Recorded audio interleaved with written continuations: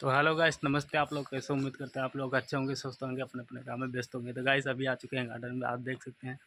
तो अभी हम गार्डन में झाड़ू लगा चुके हैं पूरे में। देखो कितना अच्छा कर दिया है, एक भी कचरा नहीं दिख रहा। तो गाइस अभी ये है बोरी और इसी में अभी ये कचरा जो लगाए हैं इसी में भरेंगे। उसके बाद पानी डालेंगे, उसके बाद हम चले जाएंगे दूसरे गार्डन में। तो गाइस यही सब मजदूरी करते हैं गाइस। और सुबह सुबह आ जाते हैं 6-7 बजे। और गर्मी इतना पड़ती है गाइस अहमदाबाद में कि आप सह नहीं पाओगे गाइस। बहुत ज़्यादा गर्मी, आप देख सकते हैं। बहुत ज़्यादा पसीना निकल रहा है मेरे मुंह पे और पूरा कपड़ा भी भीग जाता है गाइस। बहुत मेहनत होता है गाइस। और काम के साथ साथ वीडियो भी हम बनाते हैं गाइस। तो आप लोग प्लीज़ हमें सपोर्ट करिए। आप लोग सपोर्ट ही नहीं करते गाइस, ना वीडियो पूरा देखते हैं, वॉच करते हैं। तो प्लीज़ आप लोग सपोर्ट करिए, चैनल सब्सक्राइब कर देना, लाइक कर देना और एक प्यारे से कमेंट कर देना।